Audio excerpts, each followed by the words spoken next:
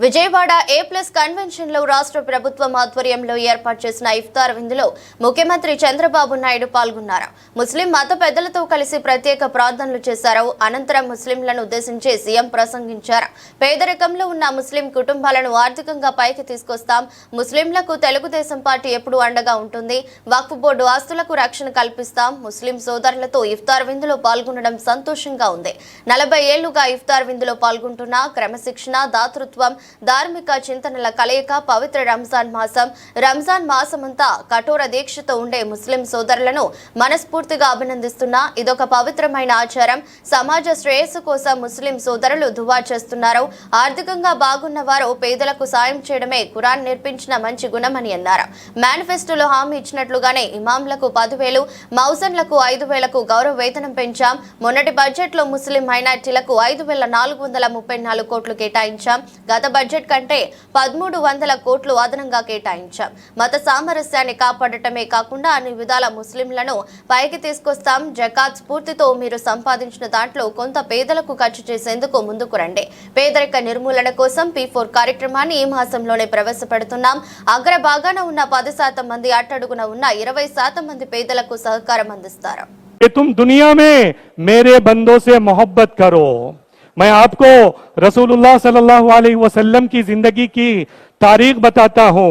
हुजूर मक्के में पैदा हुए, 15 साल में जवान हुए, 15 साल से लेकर 40 साल तक हुजूर के ऊपर न नमाज फर्ज थी, न रोजा फर्ज था, न ज़कात फर्ज था, न हज फर्ज था, न कोई नेकी थी। हुजूर के ऊपर जिम्मेदारी क्या थी?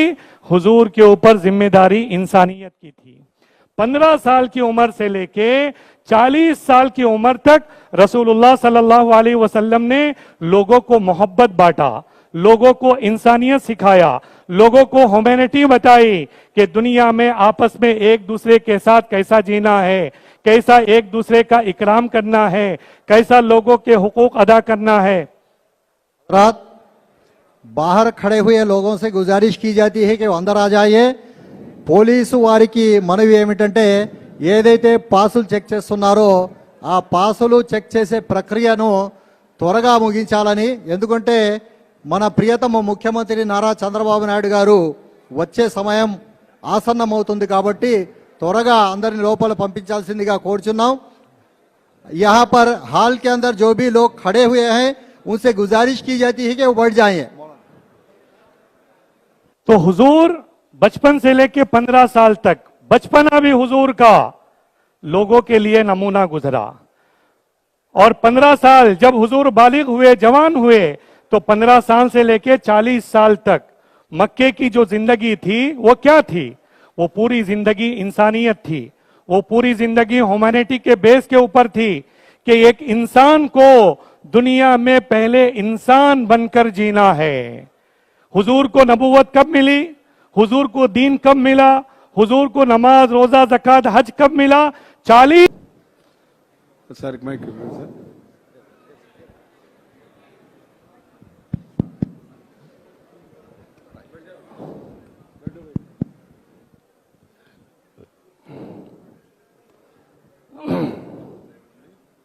सर 10 నిమిషాలు 10 minutes।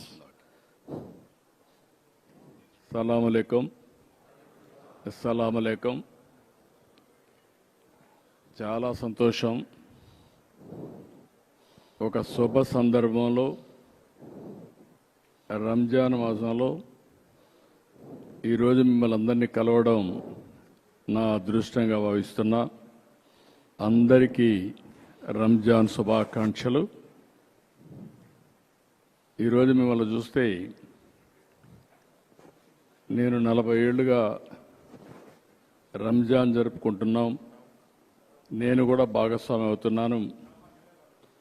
అయితే మీ అందరిని చూసినప్పుడు ఒక క్రమశిక్షణ, ఒక దాతృత్వం, ధార్మిక చింతనల కలయిక ఈ యొక్క రంజాన్ మాసం అత్యంత పవిత్రమైన మాసం। మనం అందరం కూడా పవిత్రమైన భావంతో ఈ రంజాన్ పండుగ జరుపుకుంటున్నాం। ఈరోజు మీరందరినీ చూస్తే ఉదయం నుంచి ఇప్పటి వరకు నీళ్లు కూడా తీసుకోకుండా ఇప్పటి వరకు దీక్షలో ఉన్నారు. ఒక కఠినమైనటువంటి దీక్షతో ఉన్న మిమ్మల్ందరినీ మనస్ఫూర్తిగా అభినందిస్తున్నాను.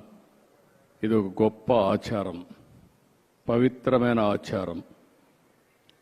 ఉదయం నుంచి ఖురాన్ చదవడం, ప్రార్థనలు చేయడం, ధ్యానం చేయడం, అదే మరి ఇతరులకు సహాయం చేయడం, ఇలాంటి మంచి పనులు చేసి ఒక పాజిటివ్ దృక్పథాన్ని నిలవరుచుకొని మీరు మీ కుటుంబాలు ఆనందంగా ఉండడం కోసం పనిచేస్తున్నారంటే, అదే సమయంలో సమాజం కోసం కూడా మీరు దోహా చేస్తున్నారు.